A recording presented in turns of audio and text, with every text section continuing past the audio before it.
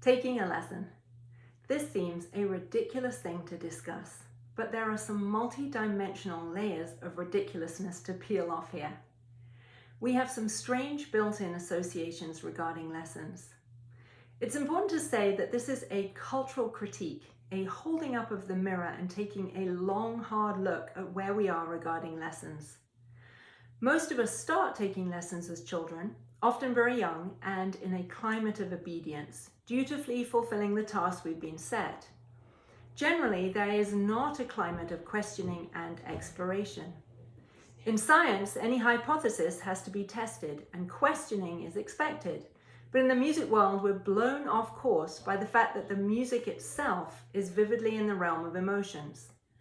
As children in these early stages, we probably fell in love with the instrument and the feeling of the music, both important if we are to have the tenacity to be professional players.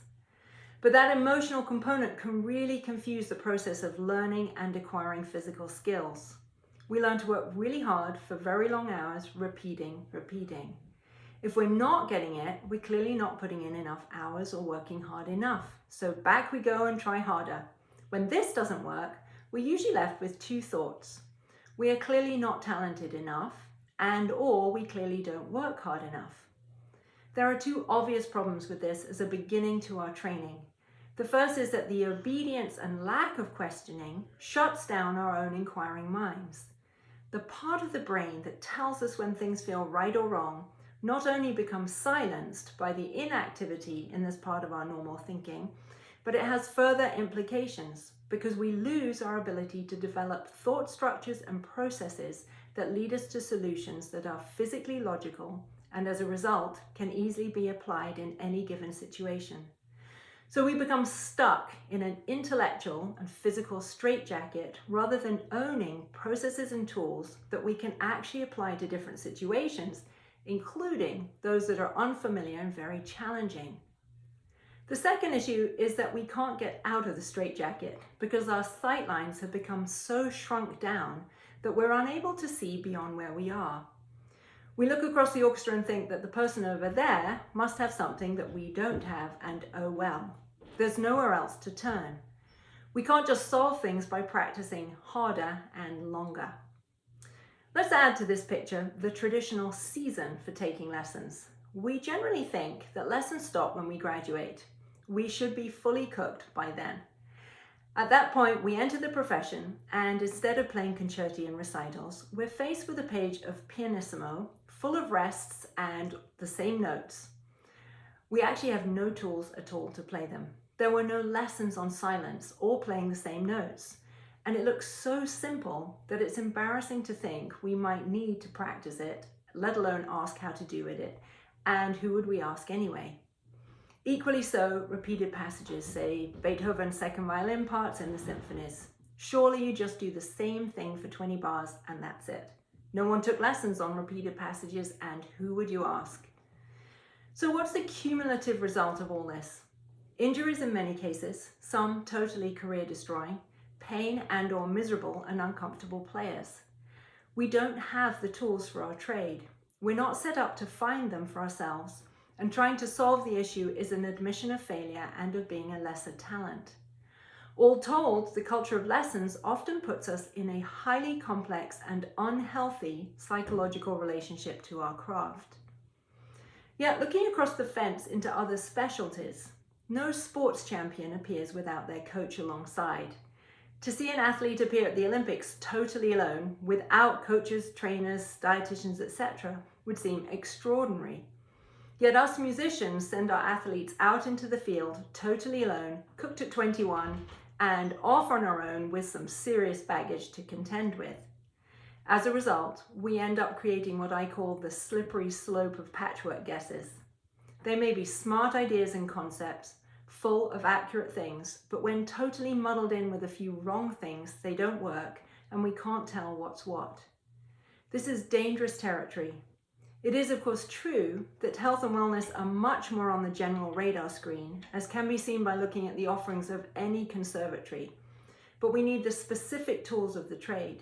No amount of meditation, yoga, and other such wonderful activities will tell me how to play tremolo if the body doesn't know how to do that specific task comfortably. We will probably feel better in ourselves adopting such activities into daily life, but we need to know how exactly to execute the tremolo. It isn't yoga or meditation. It is exactly what it says it is, technique to play tremolo. Basketball coach Phil Jackson was famous for making his team meditate, including Michael Jordan, and they were indeed champions. But he did not replace training with meditation. He combined them, and in his case it seems obvious to do so. No one would have thought the team could substitute training with meditation. Enhance it, yes, for sure. So we have a complex story behind our lesson taking. The process is off balance from the beginning with our obedient and unquestioning culture of lessons as children, and then is largely non-existent once we are out in the profession, except for maybe a smattering of input here and there. Smear all that with the emotional component of the music itself and a guru culture of teachers, plus the additional issue that there's also a culture where taking lessons as part of continuous development is seen as something negative, and we have quite a cocktail. But why should we know it all by the time we're 21? And who says you can't learn it at any stage in your life? Of course we can. We obviously need to re-evaluate this entire lesson-taking process from bottom to top and begin to change the culture in profound ways. Taking lessons should be an expected and accepted part of being a musician throughout our lives as players and be seen as a smart one. So let's look at an alternative lesson experience. And let's get into the actual experience itself of taking a lesson. We usually play and are told what's wrong, but each person's brain prioritizes things differently, and therefore we each actually have our own agenda in our heads, what I call the brain worms, the things that rise to the top when we're practicing. Why does that always happen there? Why does my vibrato feel so bad in this situation, etc., etc.? Taking a lesson is based on these brain worms, or to put it more politely, letting the person who's taking the lesson set the agenda. As the teacher, there may be obvious things that need attention, but they may be very far down the list as far as the experience of the person playing goes.